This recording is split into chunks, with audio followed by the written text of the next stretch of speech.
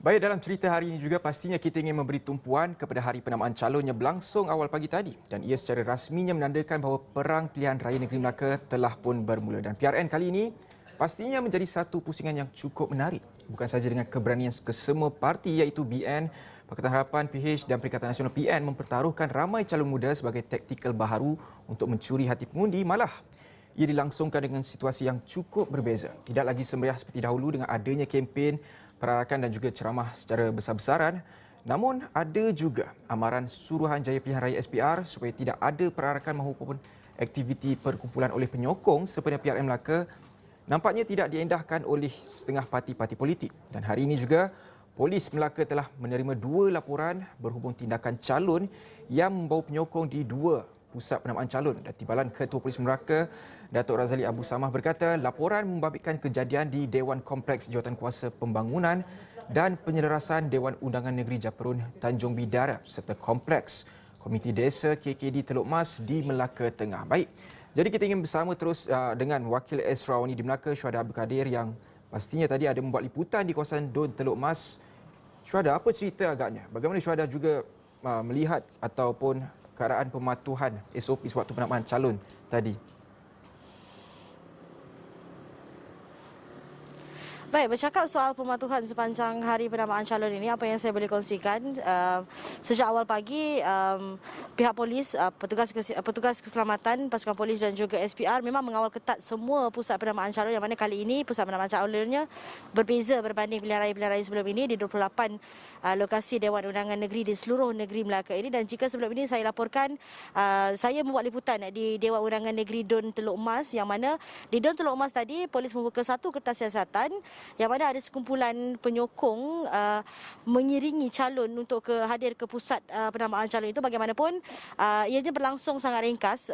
Pihak polis menerusi pasukan op cantas khas yang ditubuhkan pasukan polis sempena op PRN Negeri Melaka ini berjaya menyuraikan orang ramai itu dalam kira-kira 20 ke 25 individu itu dan sehingga petang ini sebenarnya ada 2 laporan yang diterima oleh pihak polis, iaitu satu di Don Teluk Mas yang melibatkan penyokong Pakatan Harapan dan satu lagi di Dewan Japarun Tanjung Bidara yang melibatkan penyokong Barisan Nasional, yang mana kumpulan individu ini sama caranya tetap mengiringi calon ke pusat penamaan calon seperti yang dilakukan pada pilihan raya sebelum ini. Tapi secara keseluruhannya apa yang saya boleh katakan dari segi pematuhan, dari segi SOP melibatkan ke semua 28 kawasan Dewan Undangan Negeri ini berjalan sangat aman tanpa sebarang kekecohan, walaupun sebelum ini pihak Polis Melaka memaklumkan ada 16 kerusi panas hotspot di semua 28 kawasan Don ini. Bagaimanapun tiada apa-apa rusuhan atau apa-apa pergaduhan yang pernah berlaku di pilihan raya sebelum ini.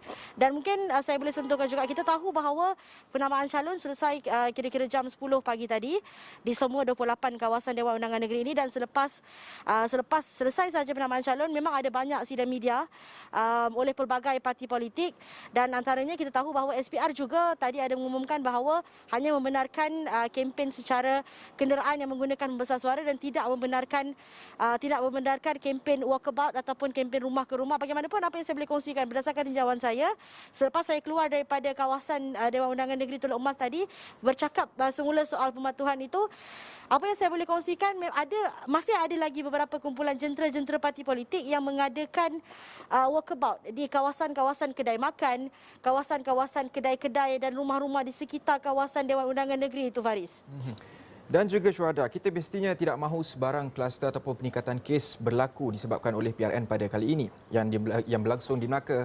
Dan namun dengan adanya kawalan ketat dan juga SOP yang agak strict daripada SPR ini, bagaimana pengundi yang bakal pulang mengundi nanti perlu tahu bahawa SOP kali ini berbeza dengan PRK dan juga PRN di Sabah sebelum ini, bahawa ia dilihat lebih selamat dan juga teratur berbanding sebelum ini. Syuhada. Betul. Mungkin ada antara pengundi ataupun terutamanya pengundi daripada luar Melaka untuk balik ke negeri Melaka ini menunaikan tanggungjawab mereka. Mungkin ada timbul sedikit kegusaran berkaitan SOP kerana kita masih lagi dalam tempoh pandemik COVID-19. Bagaimanapun apa yang saya boleh kongsikan, sejak pagi tadi kami sendiri petugas media pun tidak dibenarkan untuk berada di dalam kawasan pusat penamaan calon, yang mana kita tahu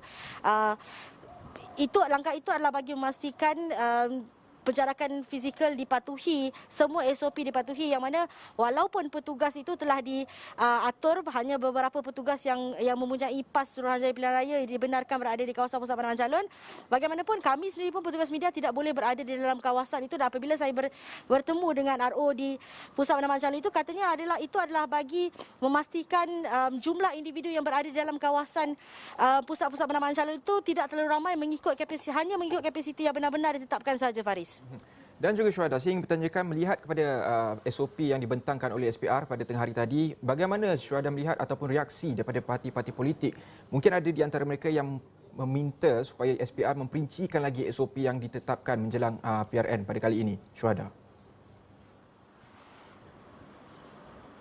Baik, bercakap soal SOP SPR ini, kita pasti memang SOP ini ditunggu-tunggu oleh semua pihak sejak sebelum hari penamaan calon lagi. Semua pihak menunggu-nunggu bagaimanakah cara kaedah berkempen dan sebagainya seperti yang saya sebutkan tadi.